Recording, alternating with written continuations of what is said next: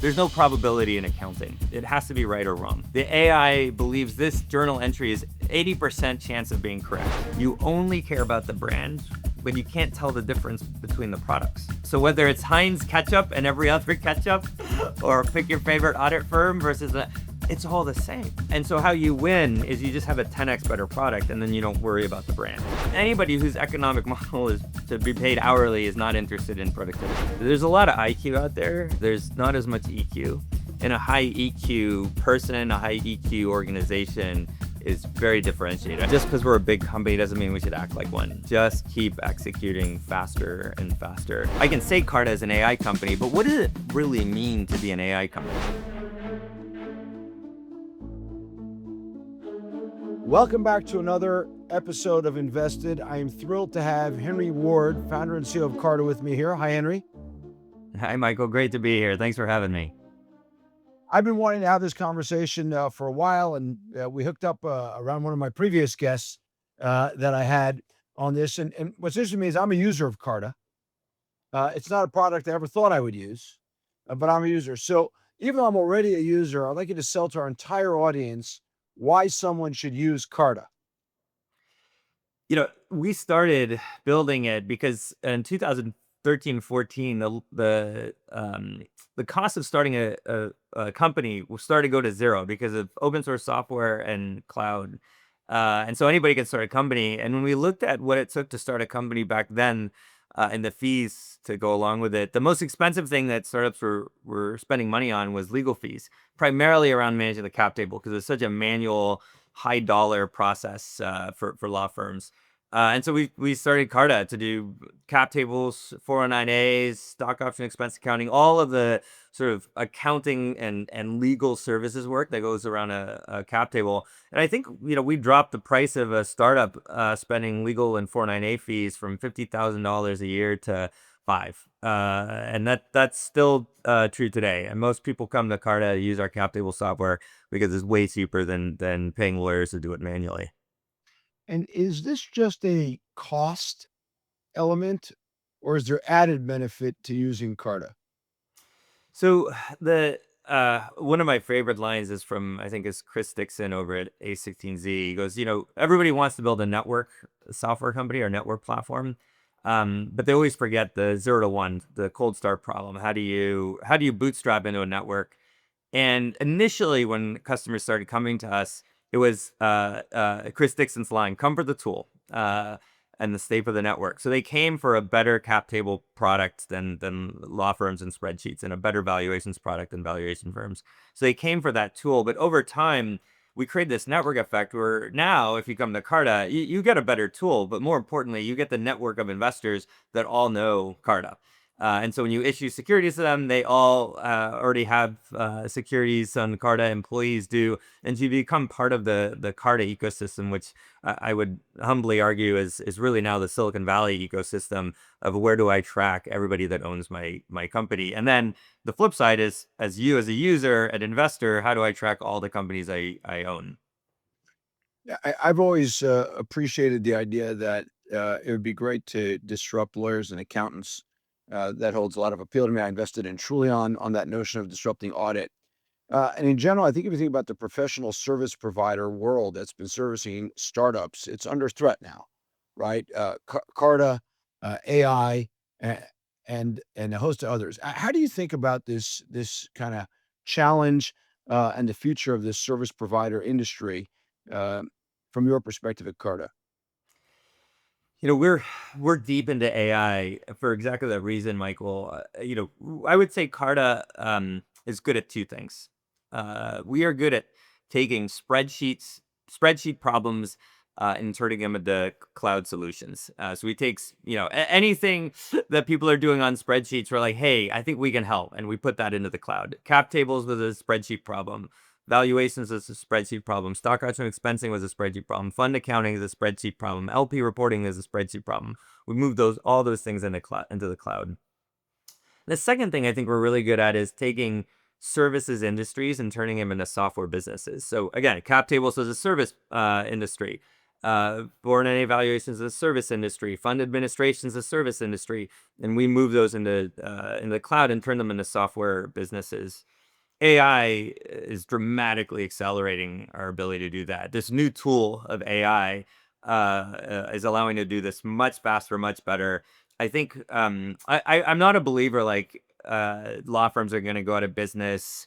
All these people are going to lose jobs. I don't believe that's true, but I do think it's going to change how people work. The division of what can be done in software versus what's going to be done by humans. That line is going to move pretty dramatically over the next few years. So take me through, first of all, what is the AI implementation kind of beyond the spreadsheet in the cloud that you've done at Carta? And number two, even though, and I agree with you, by the way, I don't think all lawyers and accountants are going to go away. I think that's hyperbole.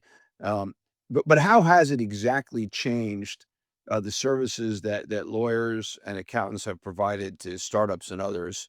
Um, and impacted, let's say, their business. So just an example, many relationships between startups and law firms and accountants get started because they provide kind of cheap services or basic like cap table services up front, and then they kind of make their money on the IPO.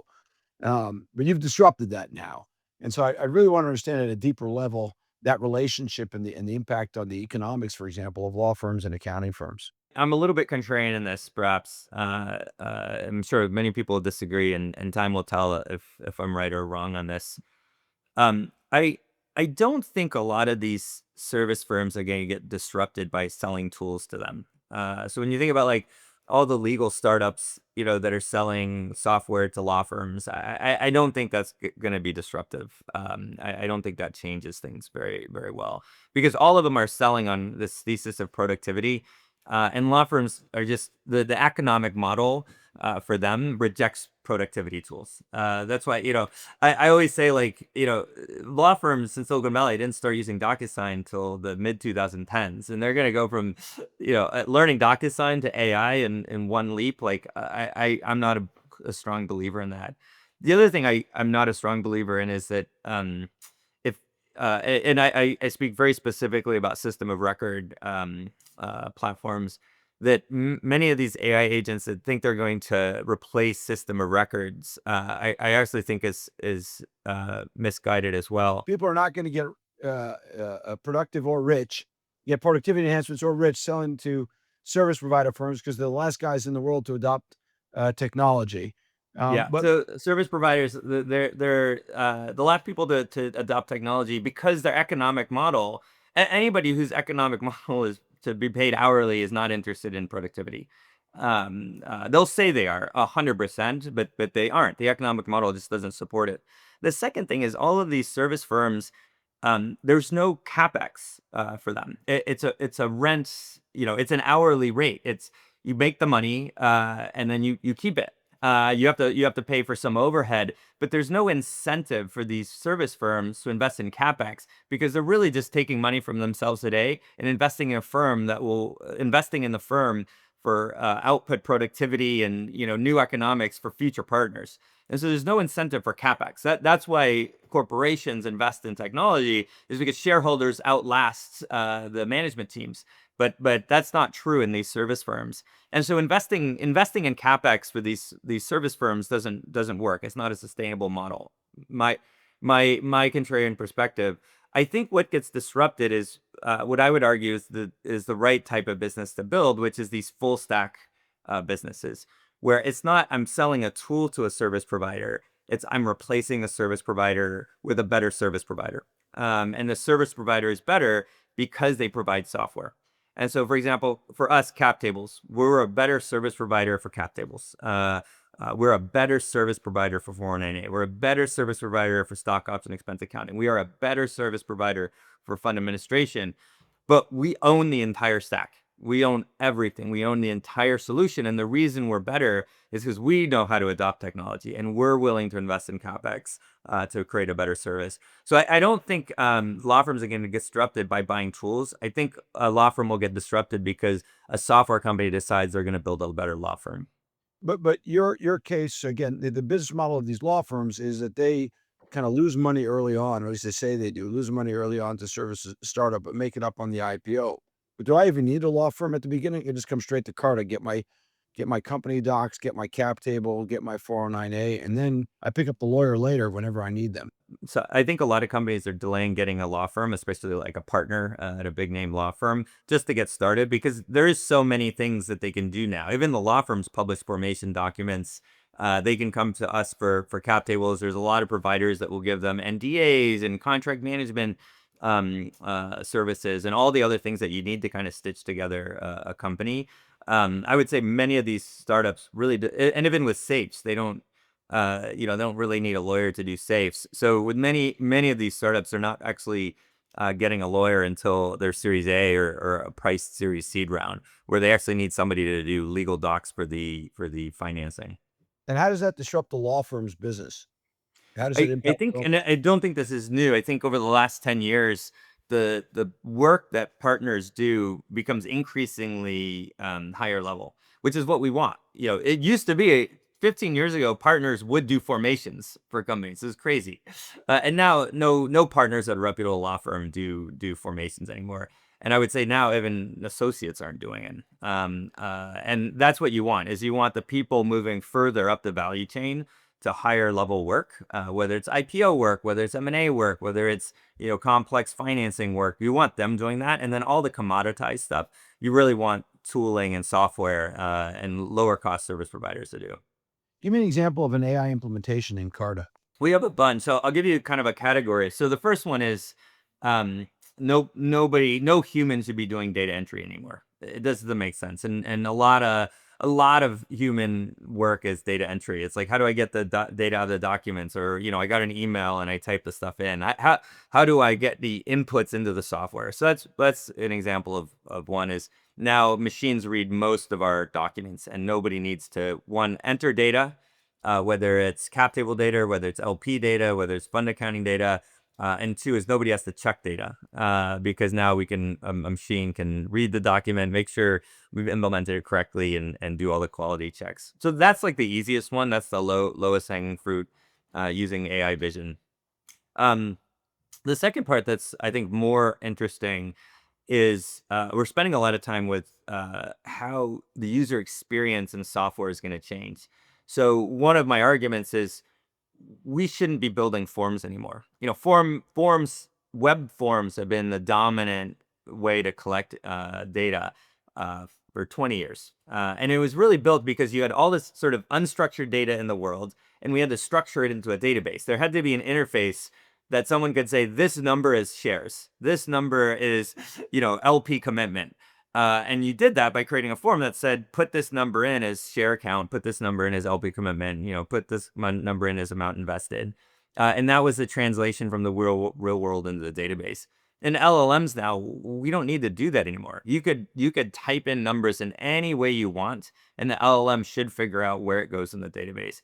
And so we have, at Carta, I mean, we've got tens of thousands of forms, pages that collect various types of data, whether it's cap tables, accounting, whatever it is. And my argument is, what if we had no more forms? How would we pull in data? And so a lot of this now is just upload a document or just free form type in what you want to do, and we'll create the workflow. We still have all the workflows. Nothing has changed in the machinery underneath, but we now have a different interface. So we don't have 32 pages that you have to click through to get all the data in. A third one that I think where the world's going is on the agent side. We have a lot of accountants. Almost 2,000 people work at Carta. A third of them are focused on fund accounting and managing all the debits and credits and the journal entries and all of those things. It is very complex work. Like you have to deeply understand the accounting, but it's programmable. And so a lot of the agent work we're doing is looking at how accountants process different transactions that are or workflows that are happening on the system, and then having agents start to take over because the reasoning models are so good. So I'll give you a quick example. Cash rec, complex problem. We cash rec 250,000 entries from all the bank feeds we get every month. We actually have humans that go in and research each transaction and figure out which entry it has to go into. And they have, in their mind, they have a reasoning model. And so now we just train an LLM to give them a reasoning model for the LLM to do it themselves. or the AI agent to do themselves, and it's been working fantastically. And so I think more and more of that kind of commoditized white collar work is going to go the way of agents. Are you gonna need all those 600 accountants in the future? I will, but much like the law firms, they'll be doing higher value work. There's sort of this thing where people believe, oh, because software now automated the job that I had, I must be out of a job. And our perspective is no, it allows you to go do more interesting stuff. Because we want your knowledge. Like we want you've collected 10 years, 15 years of knowledge that allowed you to do this thing. Now apply that in a new domain because we've taken out the lowest value work for you. And it just so happens, people will start to move up the value chain. And it's always been true. When the calculator was invented, it wasn't like all these people that were using abacuses were now out of jobs. It was they now actually could use the calculator to do physics and put somebody on the moon. Like that's the whole point. There was just a report that came out, I can probably pull it up on my computer, I think it was from, like, Penrose, that said that, AI or LLMs are really bad at accounting. What do you think? They are. And here's so I would say we're on the cutting edge of figuring out how to use AI in financial applications. And why AI is bad at it is because it's stochastic. So the mental model that changes when you start building AI applications is as engineers, we believe the world's deterministic. Code is deterministic. If I run it twice, I get the same answer. And when I don't, that is a bug. Like something is wrong if I run the same program twice and I get different answers. And so code is deterministic. By its very nature, LLMs is stochastic. You can run it twice and get different answers. And so what we think a lot about is when is stochasticism a feature and a bug, and when is determinism a feature or bug? And then you have to apply them separately. So one of the examples we use is anything in accounting can't be stochastic. Like there is a correct answer in accounting. So when we're using AI to solve accounting problems, we don't actually use the LLM to give us an answer. We use an LLM to write the code to give us an answer because we need the answer to always be deterministic. That's like an example that I miss, that I think many people miss when they're doing these accounting startups, is they do silly things like the AI believes this journal entry is 80% chance of being correct or 80% probability. There's no probability in accounting. It has to be right or wrong. But then there are cases where you actually want stochasticism.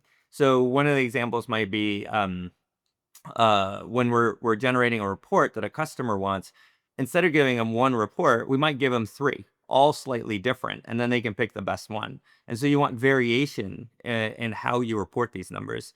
Another one is when we do QA. So we may have 1,000 entries that we're putting in through code, but then you want two LLMs to write different code to check that puts in the same entries and then check those. And it's a version. We don't believe in human in the loop. We do believe in agent in the loop, where you actually have two different agents writing the same code for the same problem. And because they're different, because they're stochastic, if they come up with the right answer, that answer is more believable. If they write the code that generates the same answer, because it's stochastic, you expect them to be different. It's the same as Amazon Turk, right? How did you know Amazon Turk was correct? Is you had three people doing the same thing, and if their answers are correct, you believed it. And if two of the people got one answer and a third got something different, you'd have to check it. Same with agents, and that's an example where stochasticism is a feature. And so we spend a lot of time on this deterministic versus stochastic problem.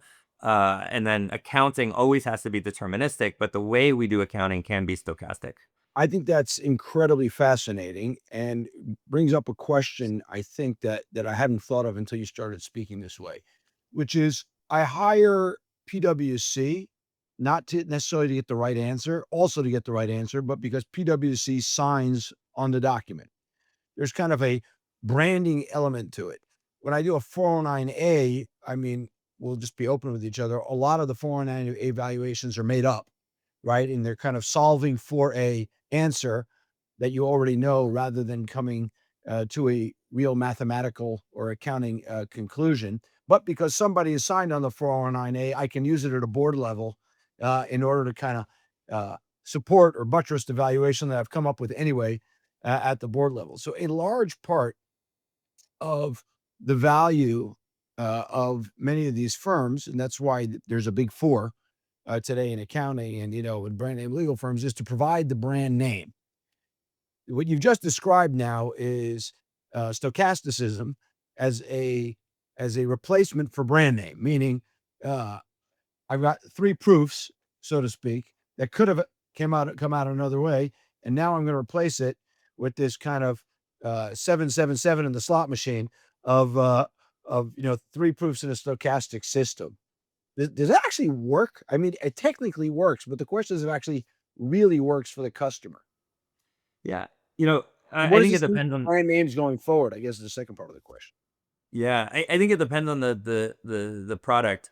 I've never been a huge fan of like the brand name stuff. So and it's a function of my history. So when I started eShares, now Carta, and we started doing cap table software, people would say to me, it sounds silly, but 100% serious. They would say, "Well, I need a law, pick your favorite law firm's brand name. I need their stamp of approval that my cap table is correct. Like, who's going to trust?" Some random startup and that the cap table is correct. We need the brand.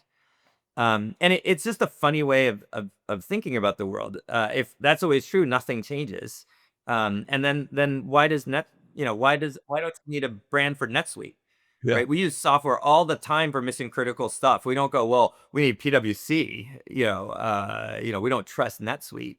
And in fact, I think most people would argue we trust NetSuite way more than we trust service providers these days. And so the same was true of valuations. When we started doing 49A valuations, the CFOs would be like, "I need Bob from valuation firm ABC, because that's the brand we need, and he knows my business and blah blah." And now nobody cares. And I think that will just continue to be true. The reason brands work is because the products are undifferentiated. If the product is differentiated, if the product is really good, if it's 10x better, nobody cares about the brand. You only care about the brand when you can't tell the difference between the products. So whether it's Heinz ketchup and every other ketchup, or pick your favorite audit firm versus it's all the same. And so how you win is you just have a 10x better product, and then you don't worry about the brand.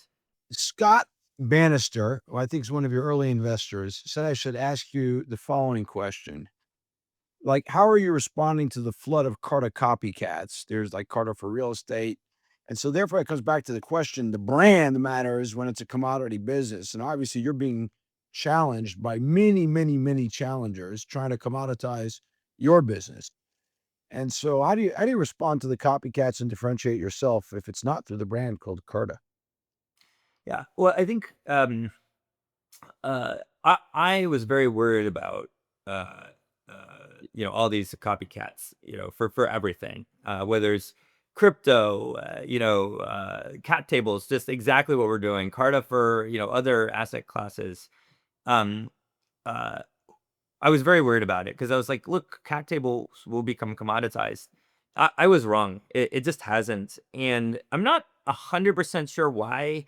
But I think a couple things. I do think because of network effect, there is a winner or incumbent advantage. Like, it is very hard at this point, I think, to build a cap table company that has network effect that could beat Carta. It just because there is some incumbency. It's a little bit like Salesforce. It's just hard because we've taken that space.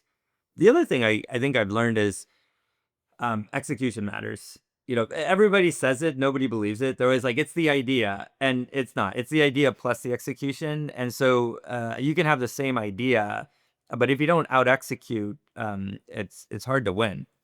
And at least so far, I don't think anybody's created a 10x better product than Carta. And to displace an incumbent, you need to be 10x better. That's How just fast are you that's growing? the what's that? How fast are you growing?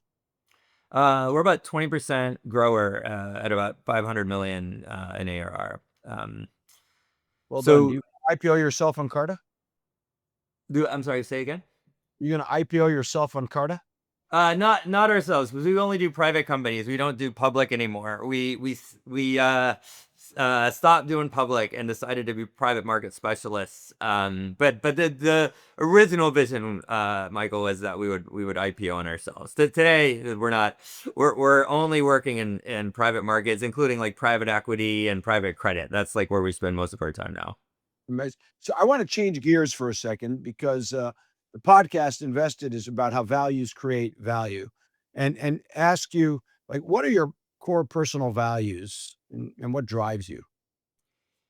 I think the number one thing that I think everybody would say about me is I'm transparent to a fault. I always err on the side of transparency. It gets me in trouble a lot, especially in the news and media. But I still kind of stand by the values of being transparent to a fault. From everything from like we when we entered the 49A business, we didn't try to hide it. We told the world. We wrote a blog post saying we're entering 49A and this is what we're doing. And everybody told us not to write our strategy because then everybody knows our strategy. And we're like, everybody should know our strategy so they can decide what they want to do with it. Whether it's the 49A firms want to compete or stay away, whether people want to come join us and help, it's just like be out there. So in transparency, if you look at our company, we do town halls every Friday. We do show and tells every Wednesday for the whole company. We're transparent to a fault. I think the other one is I'm a big believer in EQ. The There's a lot of IQ out there. There's not as much EQ. And a high EQ person, a high EQ organization is very differentiated. I think it's actually hard. We never fail as a company because we're not smart enough. Like it just doesn't happen. We're not. We never are like, oh, we could solve this problem. We're just not high IQ enough. Everything that goes wrong at a company like ours is because people don't get along.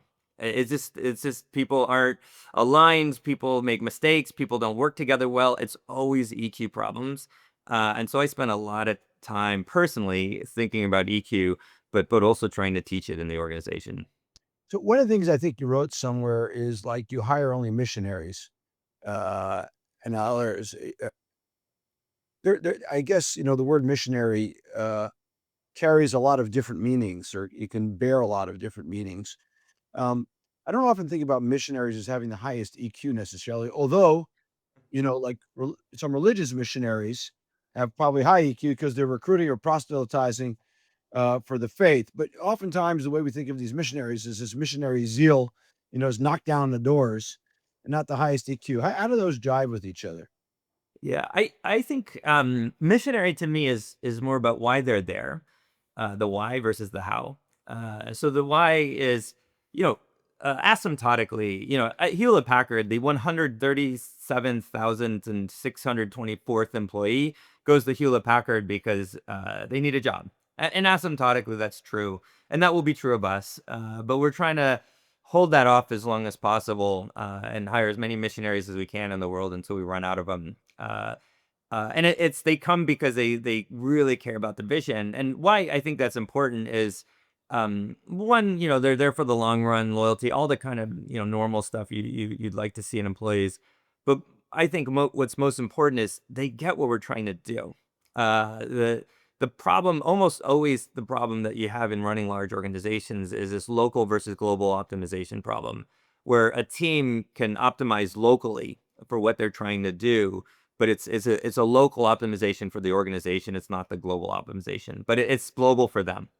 And that balance of incentive structures of what's the right thing to do for the company versus what's the right thing to do for the team is one of the biggest challenges, the chronic challenges of running a big organization. And so if you have mercenaries that are there for a job, a paycheck, a promotion, a title, they're much more inclined to solve the local optimization problem for themselves. Missionaries, you can have a much broader conversation with, hey, I know that's better for your career, but doing the other thing is actually better for the company, and it's much easier. To your point about the EQ side, I think that's a how. And so there is the missionaries. Like sometimes you do have to have sharp elbows, and you're like, look, I'm gonna go against what everybody wants because it's the right thing for the company. But hopefully you have savvy missionaries that are like, I do think this is right for the company, but instead of just charging forward and upsetting people, I am going to get people to believe it too. And that's a great missionary, right? A great missionary is not someone that just goes out and does missionary work. A great missionary is someone that creates more missionaries, and that's what you want in the organization. I think kinda everybody wants to hire missionaries. I think the question is how you find these people on a consistent basis. Like, so what are your tactics, approaches, strategies for finding missionaries and picking them out? It's pretty simple for us. So one is back to my transparency as a fault, like super transparent about what we're doing and put it out there. And people actually come to us. I mean, most of the people that apply, they're not applying for a job. They're like, hey, I really get, I love the idea of creating more owners. I want to be a part of it. I want to be part of a company that does that. Or I came from the fund accounting industry and I realize how broken it is. And I've seen your writing and I want to be part of this vision to fix it. So you put it out there. Um, the second is we don't really sell candidates on coming to Carta. Like if you were Michael, if you were considering coming to Carta, I would tell you what we're doing. I'd tell you why we think we're good. But most of my time would be unselling. Would be like, hey, it's chaos in here. Like it is a grind. It is a constant, battle. Like I tell you all the horrible things, all the words on it. And if you're still interested, that's great. That's fantastic. You mentioned before that, people kind of find you by your writing. You write and you're out there. Why is that important? And when did you figure out that that was important? I started early. I started when the only bloggers were kind of VCs. No founders were writing, and I learned so much from reading Paul Graham and other writers about what was happening that I wanted to pay it forward. And so I started writing just about the founder experience, like things like how to hire and management FAQs. Things that I was telling my company that I thought might be helpful to other founders starting their companies. And I started writing and I got a lot of traction through that. Even, when we did the layoffs in 2019, we were the first to write publicly about the layoffs. Everybody was hiding them. And I thought they were doing a terrible job of communicating layoffs, doing layoffs, all those things. And so I published my letter to employees about how we were doing a layoff. And then that became the new norm for how to do layoffs is to do it transparently and openly. It was epic. Yeah, yeah, thank you. Yeah, it was important. And we did 3 months severance, which then became the standard during COVID, which was the right thing to do. Before that, a lot of companies were doing like 2 weeks, and we were entering a pandemic. So we did a lot of writing. And I think it was just good for the ecosystem, and then it also was great for recruiting because people found us and they're like, "This is the kind of company I want to work for." You have spoken a lot about clock speed. What is that? It's the speed that we get things done, and what happens in a company as you get bigger is there's more process, there's more bureaucracy, there's no more planning, and there's less doing. There's one of my favorite clips from Steve Jobs. Who's my hero, my idol about running a company, and he talks about content versus process. And as a company gets bigger, executives start to believe that their job is process. The process of managing the company versus the content of creating a company. And I see it in our company, and my daily reminder to my team, to my executives, to the managers, to all the teams is just because we're a big company doesn't mean we should act like one. Just keep executing faster and faster. And I think that's only more true. I mean, with AI, the tooling that's happening, software advances, like speed is going to decide, speed of shipping new product is going to decide the winners from the losers. And that is the one advantage startups have over incumbents. We have the money, we have the people, we have the resources, we have the momentum. The reason we get disrupted is because startups can move faster than we can. And that's what we should stay awake every night worrying about. And how do you practically accelerate clock speed in your organization of 2,000 people at $500 million? And what would you tell other entrepreneurs to do to accelerate the clock speed? Yeah. So I'm a big fan of going straight to the team that's working on stuff. So I just did this a few weeks ago. We had a team that was working on something, and they said it would take, I think it was like 2 months or something. And I said that just seems like a lot. Can you come show me why it takes 2 months? Just show me the work, the problem. Help me understand it. And crazily, I think it was actually 3 months. That's what it was. It was 3 months, and then crazily, and before they even showed me, they're like, "Oh, Henry, we looked at the problem again, and it won't take 3 months. It'll take 6 weeks." And I was like, "That's amazing! Progress already just by asking the question." And then I said, "But I still would love to see it. What takes 6 weeks? Just educate me on it." And then we went in and I looked at the feature, I looked at the code, and very quickly we figured out, hey, we could actually do this in about 2 weeks. And it's just caring about it. It's like anything in a company. If the CEO cares about it, the company cares about it. The CEO doesn't care about it, the company doesn't. And so I just have to care about it. And every time I see us like not executing to our values of high clock speed, I just ask the question. And it's every day. It's nothing fancy. It's just work. How do you review people on their clock speed? It's a great question. I don't have a great formalization of it. But I think it's one of these things where you know it when you see it. You recognize teams that are doing it, and then you acknowledge the teams that are doing it. And then what happens is if you give praise and acknowledgement to teams that are executing the way that you want them to execute publicly, other teams start to emulate. So one of the things, customer experience, a huge believer in. I am embarrassed when I get escalations that we didn't serve a customer well. Like personally, I hate it when a customer is unhappy with what we've done for them. And so how do I get other people to care and be a part of that embarrassment is not to shun them when bad things happen, but when we do get positive praise, every time I see positive praise from our customers, I post it publicly in my Slack channel, and I call out the teams that do it. And when everybody starts to see that's what I care about, everybody converges to that thing. That's a great point. Have you kind of pushed uh, clock speed using AI? Meaning, hey, I expect every team to kind of double down on AI here, whether it's uh, AI coding or something else, and say, okay, I expect a 20% improvement in clock speed because of this. Have you enforced Yeah, that? I didn't put out a number, but I said Carta is an AI company.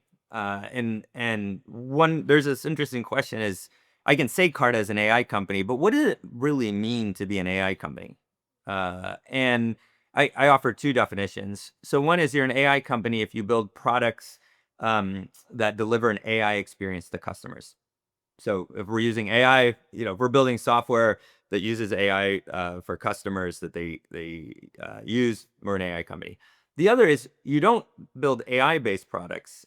You build traditional, conventional products, but you use AI internally to build the company. So you're rebuilding the company on an AI stack. Carta is both of those. We ship AI products and we rebuild internally with AI. And so what I tell all the teams is they should be using AI, experimenting with AI in everything they do. And now it's all experimentation. We're in learning, like it's early days of AI. But now I consider myself the AI person at Carta. So I work with teams. I'm like, hey, let me work with you on. Hey, you're trying to automate a workflow process. Let me help. And I'm becoming the AI consultant to try to teach teams on how to use AI internally. And in fact, we're doing next week a hackathon for the whole company, not just the engineering group. The entire company is doing an AI hackathon where they're building AI tools internally for everything, for anything they want to try. And then that's just how we get better and how we learn. You gave one example before about the coding. What are other examples of where you're implementing AI to speed up, create faster clock speed? We're doing this hackathon next week. One of the rules for the hackathon is no chat prompts. So I believe that the prompt is the wrong way to interact with an LLM. Like it's the version 0.1 of the UX of an LLM. So They have to do everything. Every AI use case has to be directly embedded in workflows. It's not just type into a prompt. You have to embed it in a workflow. So then the question becomes, well, how do you do that? And so we got an 8N license for the whole company where they can now build workflows on top of N8N for internal use. That's different from product. Like we don't use N8N for product. We build raw code and embed LLMs and AI into the raw product. But internally, you don't want, finance people building, raw code that uses LLM. So they're using N8N and they're taking any workflow that is repeatable. Like if a human has to do the same thing more than once, it's an opportunity for an AI based workflow. And we're starting to go through and map all the workflows in the organization and load them into N8N. It's important to note, I'm not a believer that means we fire people. That's not the goal here. It's to free them up to do higher value work. The whole like concept of like AI will get people fired is really the zero sum problem, which is there's a finite amount of opportunity, and if you find more productive way to create that finite amount of opportunity, then obviously people have to lose their jobs, and it's the mistake humans have made since wealth of nations. Like the world actually can is actually positive sum, and so our view is AI just allows us to be more positive sum rather than zero sum. Is there a team that you have that, or is it, that gets after these AI opportunities, or is it just you? I have a couple of teams working on a few teams, I should say, working on different AI projects. But I meet with them every week. So I'm You're the directly AI involved. czar. Yeah, that's right. That's You're the right. AI czar. It- including approving, like everybody now wants to buy AI tools. All these different AI tools that are coming up, and there's a lot of snake oil out there, Michael. There's a lot of AI tools that aren't very useful, or aren't very good. And so even on procurement, I'm the procurement person for all AI because I want to see what I view every time a team wants to buy an AI product, they have to send it to me with a video so I can watch what the tool does, and I'll decide if I think it's useful for us and worth it. But more importantly, I get to see what every startup is doing on AI, and that's where I learn the most. I mean, these are the most creative people, the founders building this stuff. There's a lot of snake oil. There's some really good ideas, and then when we see the good ideas, we're like, oh, we should be that smart too. What's the most valuable AI tool that you use? Uh, personally, I'm using ChatGPT mostly for personal use, not professional work. Like helping out my son with stuff, things like that. So I find it useful. I think the way most people do. Where I find it most powerful at work is embedding it into the existing workflows of our customers. And that's where I again I might be a bit contrarian on this. A lot of people think that AI is going to disrupt traditional industries. There will be an AI that beats Salesforce, an AI startup. There will be an AI startup that takes out Workday, an AI startup that takes out Carta.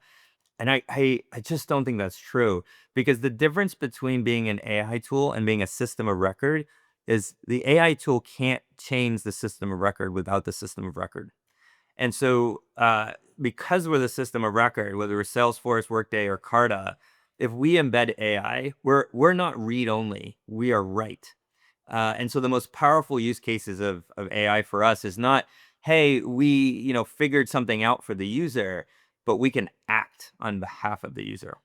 And traditional and like just AI agents can't do that. And that's where I think many of these AI to replace Carta, AI to replace Salesforce are going to die, because we're not dumb either. We may not be as fast moving, but once we figure it out, our AI tools will be way more powerful than anybody else's.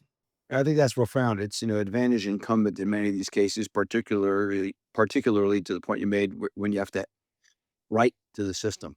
I think that's a profound point. You just mentioned your son. I think I've seen and read that you're a dedicated father. Uh, what are your thoughts on work-life balance? I'll state my priors, by the way. I'm on the record as saying I don't believe in work-life balance, and I have 8 children. So, uh, what are your thoughts on work-life balance? What's your approach?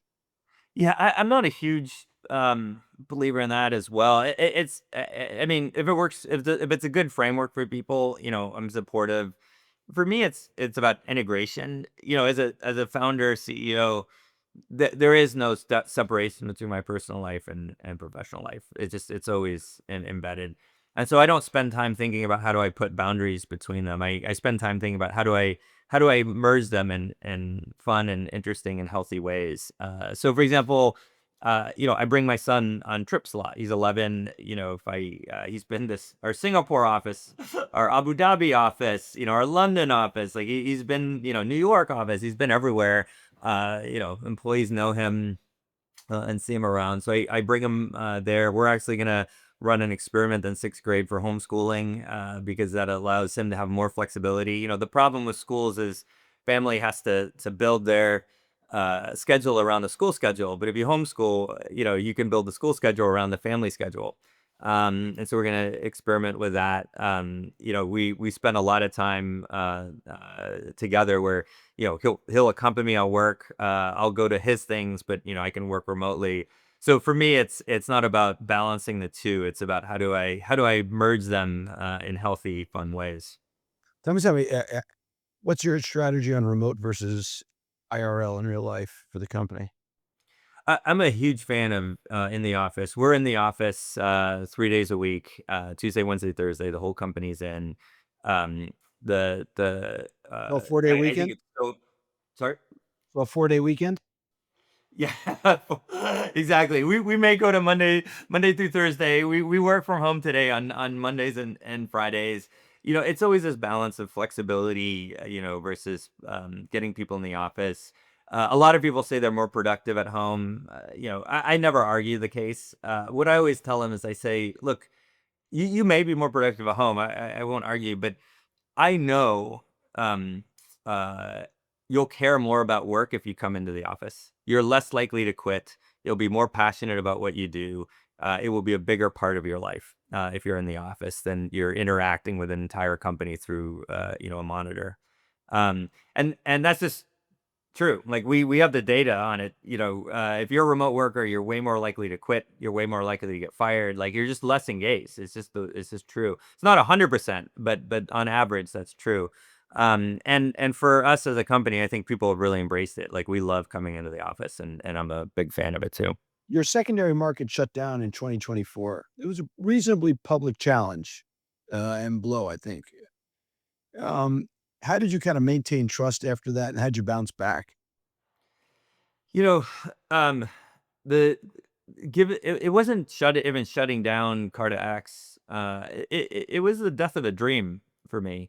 I spent a decade working on this private market liquidity problem. I never wanted to start a cap table business. I started a cap table business to give me the call option to build a liquidity business. That was, if you look at my seed deck, it was, hey, we're starting with cap tables so that we can build the settlement engine, settlement database for a private stock exchange. But my dream is to build a private stock exchange. Um, and I spent a decade working on it. And people know CartaX most famously, but I had two versions before that I shut down and rebooted. CartaX was the third incarnation of my idea to do it. So for me, it was the death of a dream. That was a decade of my life was devoted to that. Uh, I am so lucky that we had a cap table business that worked, a fund admin business that worked, a PE business that worked. That even as we were kind of spinning our plate working on this CartaX idea, we were doing all this other stuff. And when liquidity didn't work, all these other things did work. Most people, when their idea doesn't work, they've lost 10 years of their life and they start over. And I still had this incredible company that I could build around other businesses. So I've come to peace with either it's an intractable problem, nobody will solve the liquidity problem, or I'm the wrong entrepreneur to do it, and there will be a better one that comes along hopefully soon that solves it. And then I feel so lucky that I have a $500 million a year business that's growing that I get to keep working on. Do you think someone will solve it? Like, will NASDAQ solve it? Will one of the PE firms solve it? Will some startup solve it? Or it's just like forever an intractable problem? People should actually just go public, suck it up and go public. Yeah, I don't think anybody will solve it. I think it's an unsolvable problem, Because at least in the current market structure. And it's just because, liquidity and price discovery are not features in private markets. And so any attempt to create a marketplace requires liquidity and price discovery. And the market structure and economics will reject it. And so I think it's an intractable problem. Um, when I interviewed Katie Stanton, which is how we decided to have you on this show here, which was just like a eureka. Oh, yeah, we should have Henry. Um, you told me to ask her, what do you think is obvious today, but in 10 to 20 years, people will be shocked we did this? I want to pose the same question to you. so many, everything from I do this all the time, like uh, you know, um, today, self-driving cars are kind of weird. You're like, oh, can we trust them? Do we are they going to crash? Are they going to take over? In 10, 20 years, it's going to be the opposite. We're like, can you believe we let 16-year-olds drive? Like that's crazy. I think there's like so many AI is going to take all the jobs in 10 or 20 years. They're like, God, how did we survive without AI? Like it's crazy. We're gonna look at it like Google Maps. Like I mean, you and I, Michael, are probably old enough to remember what it was like to be lost. And nobody will ever experience being lost again in the humanity, right? It's weird. In my own industry, I see it all the time. In fund administration, 10, 20 years, people will be like, "Can you believe we used to run multi-billion-dollar firms on spreadsheets?" And reported to LPs 45 days after the quarter closed, where they're on Bloomberg watching real-time data. Like, can you believe that was acceptable? So there's just like so many of these. I could give you the dislocation that's happening in software is so remarkable now. There's a million of them. I can't even count how many of these weird things are gonna happen. I think that's actually a perfect place to finish up. Henry Ward, founder and CEO of Carta, thank you so much. I'm certain everybody listening to go, oh, that's the guy whose business, my company runs on. The guy who's running my cap table. So I think people will be so excited to hear this. And so, just a message to all of you: if you enjoyed the conversation with Henry and the other conversations, rate us 5 stars on Apple Podcasts and Spotify, and subscribe to the YouTube channel so you can hear more great content from Invested. Thank you, Henry. Thank you, Michael. Thanks for having me. It was great.